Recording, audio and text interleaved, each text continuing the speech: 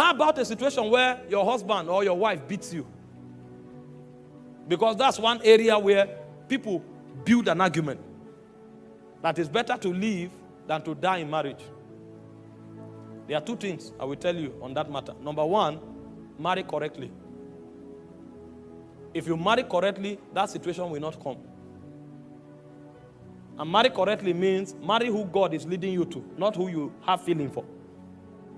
Number two, marry who fears God. And number three, marry who aligns with your purpose.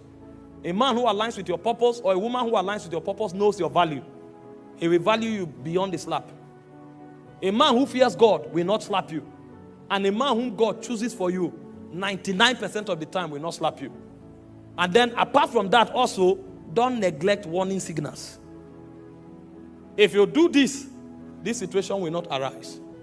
So marry correctly so that these things don't happen. But in a situation where you have married wrongly and this thing is already happening, don't listen to what they say on Facebook and walk out of marriage. That is a very sensitive matter because, like I was sharing, the challenge is not the argument that led to a slap. The challenge is deeper than the argument that led to a slap. It is a bogus thing. If your marriage becomes inhabitable and violence comes in, what you need to do is to submit it to a spiritual authority. Let the spiritual authority examine the situation. Because there are three things that can happen. Number one, the first thing that can happen is that they can trace the cause, what is leading to that violence. And either through prayer or through the word of God or through counsel, it can be corrected.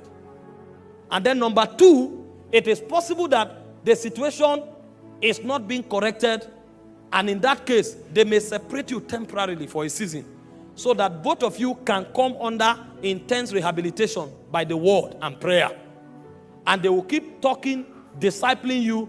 If they are convinced that you have repented and you have come to a point where you have overcome that situation, that authority can decide to unite you. But if in a situation where they see that that cannot happen, then what that authority will do is that they will tell you to live apart. You will not be divorced, because Jesus didn't say divorce when there is crisis. But you will have to bear that cross by living apart. Both you and the person will no longer get married. That's why you have to be careful before you marry somebody. Forget this garbage on Facebook. I tell you, he slaps you or she slaps you, walk away.